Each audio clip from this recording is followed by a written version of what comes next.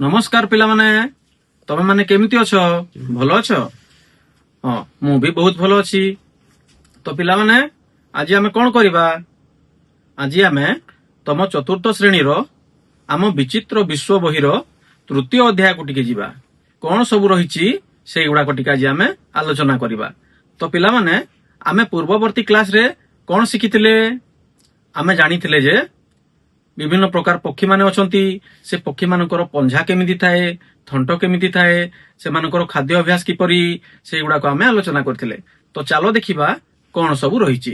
ताहेले ठीक अछि पिला माने आज आमे तम चतुर्थ श्रेणी रो हमर विचित्र विश्व बही रो तृतीय अध्याय जोथिरे कि प्रकृति यात्रा विषय रे दिया जाइछि सेथिरे कोन कोन अछि आमे देखिबा। तो ठीक अछि पिला माने प्रथमे तमे कोन करिवो प्रथमे तमे एक गछ निकट को जीवो हैला गछ निकट को गला पर कोन करिवो आखी बंद करिवो आउ से गछ ऊपर थिबा विभिन्न पक्षींकर शब्द को तमे सुनिबो। तो ठीक अछि एबे आमे गोटे गछ पाखो को जीवा आउ से गछ तळरे आमे कोन करिवा आखी को बंद करिवा आउ से गछ ऊपर थिबा पक्षी मानकर शब्द को आमे आखी बंद करी सुनिबा। तो एबे सुनो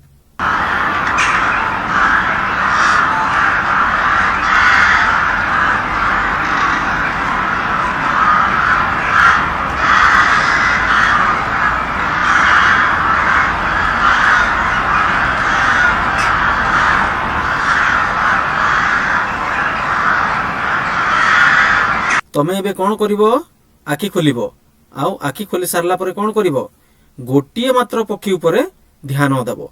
देखो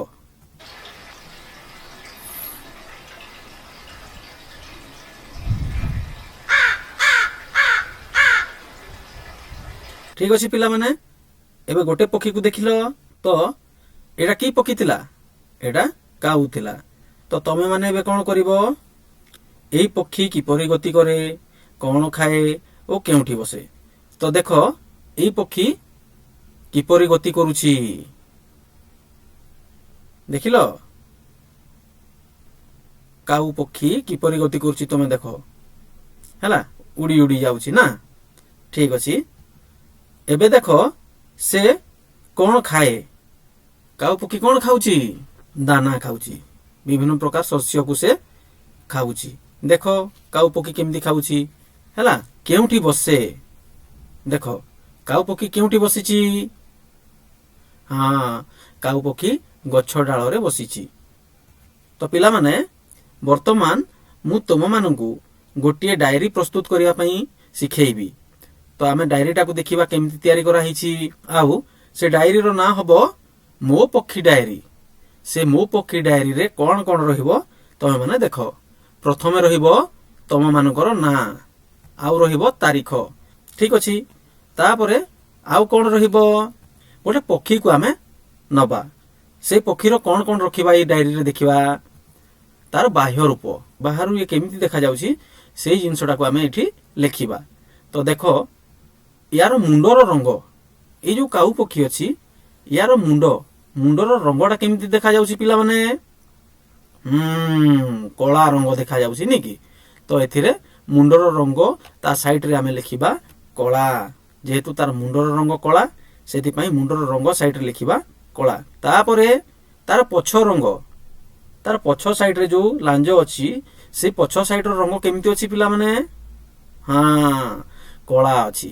तो सेति पई पछ रंग साइड रे आमे लिखिबा कला। तापरे देखो पिला माने डेणा रंग ए जो काऊ पक्षी अछि यार डेणा रो रंग केमिति अछि किए कहि पारिबो डेणार रंग मध्य कला अछि। तो डेणार रंग रो साइड रे लिखिया हमें कला ठीक अछि। तापर देखो थंटर रंग हां यार थंटर रंग मध्य कला अछि। तो थंटर रंग ता साइड रे हमें लिखिबा कला। तापर देखो पिला माने गला रो रंग गला कहिले तार बेकर रंग केमिति अछि पिला माने किए कहि पारिबो हां बेकर रंग भी कला अछि। तो गला रंग साइड रे हम लिखिबा कला। तापर देखो पिला माने गोडर रंग ए काऊ जो अछि काऊ रो गोड दिसुची तार गोडर रंग केमिति देखा जाउची हां तार गोडर रंग मध्य कला देखा जाउची। तो गोडर रंग साइड रे हम लिखिबा କଳା। ଏଇଟା ହେଲା ଆମ ପକ୍ଷୀ ଡାଏରୀ। ଆଉ ଏଇ ପକ୍ଷୀ ଡାଏରୀରେ ପକ୍ଷୀର ବାହ୍ୟ ରୂପ ଲେଖିଲେ। ଠିକ ଅଛି ପିଲାମାନେ, ଏବେ ଦେଖ ମୁଁ ତମମାନଙ୍କୁ ଗୋଟିଏ ତାଲିକା ଦେଖେଇବି। ସେହି ତାଲିକାରେ ପ୍ରାଣୀର ନାମ ଥିବ ଆଉ ତାର ଗତିବିଧି, ସେ କିପରି ଗତି କରେ ସେଇ ଜିନିଷଟା ଲେଖା ହେଇଥିବ। ତ ତମେ ମାନେ ଏବେ କହିବ ଏଇଟା କଣ? ଏଇଟା ହେଉଛି ଗୋଟିଏ ମାଛ। ଏ ପ୍ରାଣୀର ନାଁ କଣ? ମାଛ। ଇଏ କେମିତି ଗତି କରେ? କିଏ କହିପାରିବ? ହଁ, ଇଏ ପହଁରିଥାଏ। ମାଛ କଣ କରେ? ପହଁରିଥାଏ। ସେମିତି ଏଇଟା କି ପ୍ରାଣୀ? କିଏ କହିପାରିବ? ହଁ, ଏଇ ପ୍ରାଣୀର ନାଁ ହେଉଛି କଙ୍କଡା। ଦେଖ ଏଇ କଙ୍କଡା କିପରି ଗତି କରିଥାଏ? କିଏ କହିପାରିବ? ହଁ, କଙ୍କଡା ଚାଲିଥାଏ। କଙ୍କଡାର ଗୋଡ ଅଛି। ସେ ଗୋଡ ସାହାଯ୍ୟରେ କଣ କରେ? କଙ୍କଡା ଚାଲିପାରେ। ଠିକ ଅଛି। ତେବେ ଆଉ ଗୋଟେ ପ୍ରାଣୀ ଦେଖ। ହଁ, ଏଇଟା ଗୋଟେ ପ୍ରାଣୀ। ଏଇ ପ୍ରାଣୀର ନାଁ କିଏ କହିପାରିବ? ହଁ, ଏଇ ପ୍ରାଣୀର ନାଁ ହେଉଛି ବେଙ୍ଗ। ବେଙ୍ଗ କେମିତି ଗତି କରେ? କିଏ କହିପାରିବ? ଠିକ କହିଛ, ବେଙ୍ଗ ଡେଇଁ ଡେଇଁ ଯାଏ। ତ ବେଙ୍ଗର ଗତିବିଧି କେମିତି ହବ? ଡେଇଁବା ହବ। ହେଲା, ଠିକ ଅଛି। ତାପରେ ଆଉ ଗୋଟେ ପ୍ରାଣୀ ଦେଖିବା। ଏଇଟା କି ପ୍ରାଣୀ? କିଏ କହିପାରିବ? ଏଟା ହେଉଛି କଇଁଛ। ହଁ, ପ୍ରାଣୀର ନାମ ହେଲା କଇଁଛ। କଇଁଛର ଗତିବିଧି କିପରି? କିଏ କହିପାରିବ? ହଁ, କଇଁଛ ପହଁରିଥାଏ ନାଇଁ କି? ତ କଇଁଛର ଗତିବିଧି ହେଲା ପହଁରିବା। ଠିକ ଅଛି। ତାପରେ ଆଉ ଗୋଟିଏ ପ୍ରାଣୀ ଦେଖିବା। ଦେଖିଲ ପିଲାମାନେ, ଏଇଟା କି ପ୍ରାଣୀ? ଏଇଟା ହେଉଛି କୁମ୍ଭୀର। ୟାର ଗତିବିଧି କିପରି? ଇଏ କିପରି ଗତି କରେ? କିଏ କହିପାରିବ? ହଁ, ଇଏ ପହଁରିଥାଏ। କୁମ୍ଭୀର ପାଣିରେ ପହଁରେ। ତ କୁମ୍ଭୀରର ଗତିବିଧି ଆମେ କଣ କହିବା? ଇଏ ପହଁରି ପାରେ। ତ କୁମ୍ଭୀର କଣ କରିଥାଏ? ପାଣିରେ ପହଁରିଥାଏ। ଏଇଟା କି ପ୍ରାଣୀ? ଏଇଟା ହେଉଛି ଏଇଟା ହେଉଛି ସାପ। ସାପର ଗତିବିଧି କିପରି? କିଏ କହିପାରିବ? ହଁ, ଅଙ୍କା ବଙ୍କା ହେଇକି ଯାଇଥାଏ। ତ ୟାର ଗତିବିଧି ଘୋଷାରି ଘୋଷାରି ଇଏ ଯାଏ। ତ ସାପର ଗତିବିଧି କିପରି? ଘୋଷାରି ଘୋଷାରି ହେଇକି ଇଏ ଆଗକୁ ବଢିଥାଏ ନାଇଁ କି? ଠିକ ଅଛି। ତ ଚାଲ ପିଲାମାନେ ଏବେ ଆମେ ଦେଖିବା ଯେ କ୍ଷୁଦ୍ର ପ୍ରାଣୀ ବୋଲି କିଛି ଲେଖା ଅଛି, ତା ବାବଦରେ ଆମେ ଏବେ ଜାଣିବା। ଦେଖ, ଏକ ଝିଣ୍ଟିକା ଘାସ ଭିତରୁ ହଠାତ୍ ବାହାରକୁ ବାହାରି ଆସିଲା। ସମସ୍ତେ ଏହାକୁ ଦେଖି ମଜା ନେଲେ। ଏଇଟା ଗୋଟେ ଝିଣ୍ଟିକା। ଏଇ ଝିଣ୍ଟିକା ଘାସ ଭିତରେ ରହେ। ଘାସରୁ ସେ କଣ କରିଛି? ହଠାତ୍ ବାହାରକୁ ବାହାରି ଆସିଛି। ଆଉ ଏଇ ଝିଣ୍ଟିକାକୁ ଦେଖି ସମସ୍ତେ ମଜା ନେଲେ। କଣ ନେଲେ? ମଜା ନେଲେ ବା ସମସ୍ତେ ଖୁସି ହେଲେ। ଠିକ ଅଛି। ତ ଏଇଠି ଦେଖ, ଆର୍ଯ୍ୟ। ଏହା ଏକ କୀଟ ଅଟେ। ଏହାର 3 ଯୋଡ଼ା ଗୋଡ଼ ଏବଂ ଚାରିପାଖକୁ ଅନୁଭବ କରିବା ପାଇଁ ଏକ ଯୋଡ଼ା ଆଣ୍ଟିନା ଅଛି। ଏଥିରେ କଣ କୁହାଯାଇଛି? ଆର୍ଯ୍ୟ ବୋଲି ଗୋଟେ ପିଲା ଅଛି। ସେ କଣ କହୁଛି? ଏଇ ଚିତ୍ରକୁ ଦେଖି ସେ କହୁଛି ଏହା ଏକ କୀଟ ଅଟେ। ଏଇଟା ଗୋଟେ କୀଟ ଅଟେ। ଏହାର 3 ଯୋଡ଼ା ଗୋଡ଼ ଅଛି। କେତେ ଯୋଡ଼ା ଗୋଡ଼ ଅଛି? 3 ଯୋଡ଼ା। ଉଭୟ ସାଇଡରେ 3-3ଟା ଗୋଡ଼ ଅଛି। ତ ଏଇ ଯୋଉ କୀଟ ଅଛି, ଏଇ କୀଟର 3 ଯୋଡ଼ା ଗୋଡ଼ ଅଛି ଏବଂ ଚାରି ପାଖକୁ ଅନୁଭବ କରିବା ପାଇଁ ଏକ ଯୋଡ଼ା ଆଣ୍ଟିନା ଅଛି। ତା ମୁଣ୍ଡରେ ଦେଖ କଣ ଅଛି? 2ଟା ଆଣ୍ଟିନା ଭଳିଆ 2ଟା ପକ୍ଷ ବାହାରିଛି। ତ ଏଇଟାକୁ ତାର ଆଣ୍ଟିନା ବୋଲି କୁହାହଉଛି। ହେଲା, ଠିକ ଅଛି। ତ ଏବେ ଦେଖ, ଆଭା। ଆଭା ବୋଲି ଜଣେ ପ୍ରକୃତି ବିଜ୍ଞାନୀ ଅଛନ୍ତି। ସେ କଣ କହୁଛନ୍ତି? ସେ କହିଲେ, ଝିଣ୍ଟିକା ପରି ଜଙ୍ଗଲରେ ତୁମେ କେତେକ କୀଟପତଙ୍ଗ ଦେଖିପାରିବ, ଯେପରିକି ପିମ୍ପୁଡ଼ି, ଗୋବର ପୋକ, ମାଛି, ମହୁମାଛି, ଶିକାର କଲା ଭଳିକା ଝିଣ୍ଟିକା, ପ୍ରଜାପତି ଇତ୍ୟାଦି ଆମେ କଣ କରିବା? ଜଙ୍ଗଲରେ ଦେଖିପାରିବା। ତ ଆଭା ଯିଏକି ପ୍ରକୃତି ବିଜ୍ଞାନୀ, ସେ କଣ କହୁଛନ୍ତି? ଝିଣ୍ଟିକା ପରି ଜଙ୍ଗଲରେ ଆହୁରି ଅନେକ ଗୁଡ଼ିଏ କୀଟପତଙ୍ଗ ଅଛନ୍ତି। ସେମାନେ ହେଉଛନ୍ତି କଣ କଣ? ପିମ୍ପୁଡ଼ି, ଗୋବର ପୋକ, ମାଛି, ମହୁମାଛି, ଶିକାର କଲା ଭଳି ଝିଣ୍ଟିକା ଏବଂ ପ୍ରଜାପତି। ତ ଏଇ ସବୁ କୀଟପତଙ୍ଗ ଜଙ୍ଗଲରେ ଥାଆନ୍ତି। ଆଉ ଆମେ ଯଦି ଜଙ୍ଗଲ ବୁଲିବା ପାଇଁ ଯିବା, ତାହେଲେ ଆମେ କଣ କରିବା? ଏହି କୀଟପତଙ୍ଗ ମାନଙ୍କୁ ଜଙ୍ଗଲରେ ଦେଖିପାରିବା। ଠିକ ଅଛି। ଏବେ ଦେଖ ପିଲାମାନେ, ତୁମେ ଘରେ ଓ ଘର ଚାରିପାଖରେ କେଉଁ ସବୁ କୀଟପତଙ୍ଗ ମାନଙ୍କୁ ଦେଖିବାକୁ ପାଅ? ତମେ ମାନେ ଏବେ କହିବ ପିଲାମାନେ ଯେ ତୁମେ ତୁମ ଘରେ ଓ ଘର ଚାରିପାଖରେ କିଏ କିଏ କୀଟପତଙ୍ଗ ମାନଙ୍କୁ ଦେଖିଥାଅ? କିଏ କହିବ? ଦେଖ, ଏଟା କି ପୋକ?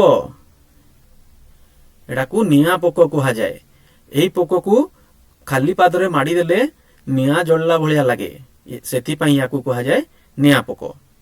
ଏଟା ଗୁଞ୍ଜର ପୋକ କୁହାଯାଏ। ଏଟା କି ପୋକ? ଗୁଞ୍ଜର ପୋକ। ଏଟା ଉଡ଼ିପାରେ।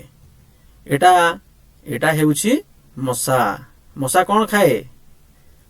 ରକ୍ତ ପିଏ। ମଶା କାମୁଡ଼ିଲେ ମ୍ୟାଲେରିଆ ରୋଗ ହେଇଥାଏ, ନାଇଁ କି?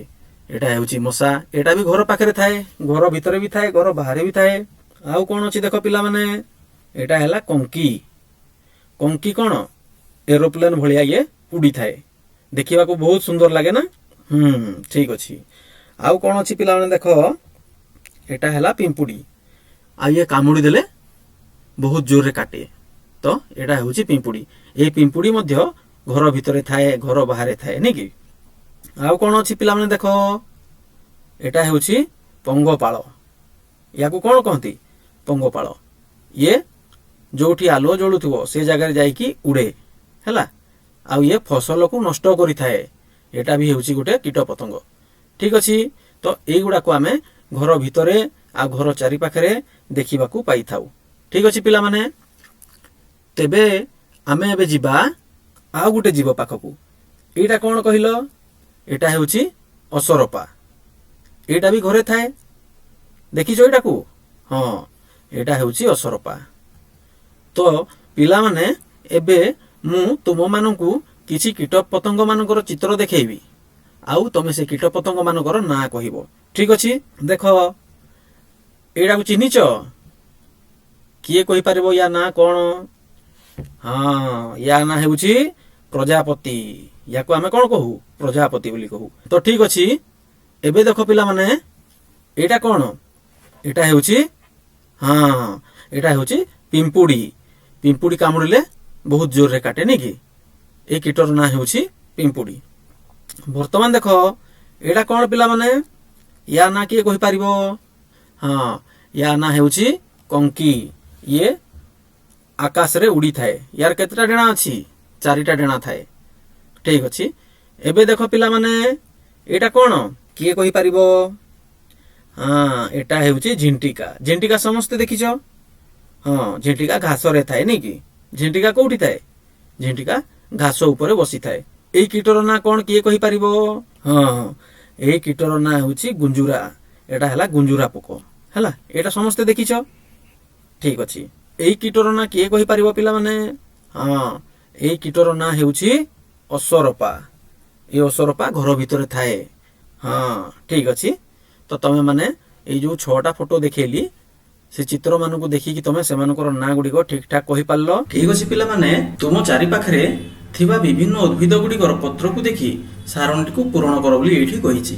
ଦେଖ, ପ୍ରଥମେ ଅଛି ପତ୍ରର ନାମ ଲେଖ ଓ ଚିତ୍ର କର। ଦ୍ୱିତୀୟରେ କ'ଣ ଅଛି? ପତ୍ରର ରଙ୍ଗ କିପରି ଅଛି ସେଇଟା ଲେଖିବ। ତୃତୀୟରେ ପତ୍ରର ଆକାର କିପରି ଅଛି ସେଇଟା ଲେଖିବ। ଚତୁର୍ଥରେ ଗଠନ ପ୍ରକୃତି, ପତ୍ରର ଗଠନ କିପରି ସେଇଟା ଲେଖିବ। ତାପରେ ଅନ୍ୟ କୌଣସି ନିରୀକ୍ଷଣ ଯଦି କରିଛ ତ ସେ ପତ୍ର ବିଷୟରେ ତମେ ଏଠି ଲେଖିପାରିବ। ତ ଦେଖ ପିଲାମାନେ, ଏବେ ମୁଁ ତମମାନଙ୍କୁ ଗୋଟେ ପତ୍ର ଦେଖେଇବି। ଏଟା କି ପତ୍ର? ଏଟା ହେଉଛି ବାଉଁଶ ପତ୍ର। ୟାର ରଙ୍ଗ କିପରି ଅଛି? ୟାର ରଙ୍ଗ ସବୁଜ। ଠିକ ଅଛି। ୟାର ଆକାର କିପରି ଅଛି? ଏଟା ଲମ୍ବା ଅଛି। ଏ ପତ୍ର ଗୁଡାକ ଲମ୍ବା ଲମ୍ବା ଥାଏ। ଗଠନ କେମିତି? ୟାର ପତ୍ରର ଗଠନ ହେଉଛି ଚିକଣ। ଅନ୍ୟ କୌଣସି ନିରୀକ୍ଷଣ? ଏଠି କ'ଣ ହବ ପିଲାମାନେ? ଏଇ ବାଉଁଶ ପତ୍ର ଗନ୍ଧହୀନ। ତାହେଲେ ପିଲାମାନେ, ଆଜି ଆମେ କ'ଣ କ'ଣ ଶିଖିଲେ? ଆଜି ଆମେ ଶିଖିଲେ ଯେ ପକ୍ଷୀ ଡାଏରୀ କିପରି ତିଆରି କରିବା, ତାପରେ ପ୍ରାଣୀ ମାନଙ୍କର ଗତିବିଧି କିପରି ହେଇଥାଏ ସେଗୁଡାକୁ ଆମେ ଶିଖିଲେ। ତାପରେ ବିଭିନ୍ନ ପ୍ରକାର କ୍ଷୁଦ୍ର ପ୍ରାଣୀ ମାନଙ୍କୁ ଆମେ ଆଜି ଚିହ୍ନିଲେ। ବିଭିନ୍ନ ପ୍ରକାର କୀଟପତଙ୍ଗ ମାନଙ୍କୁ ଆମେ ଆଜି ଚିହ୍ନି ପାରିଲେ। ପିଲାମାନେ, ବର୍ତ୍ତମାନ ମୁଁ ତୁମମାନଙ୍କୁ କିଛି ଗୃହ କାର୍ଯ୍ୟ ଦେଉଛି। ପିଲାମାନେ, ତୁମେ କ'ଣ କରିବ?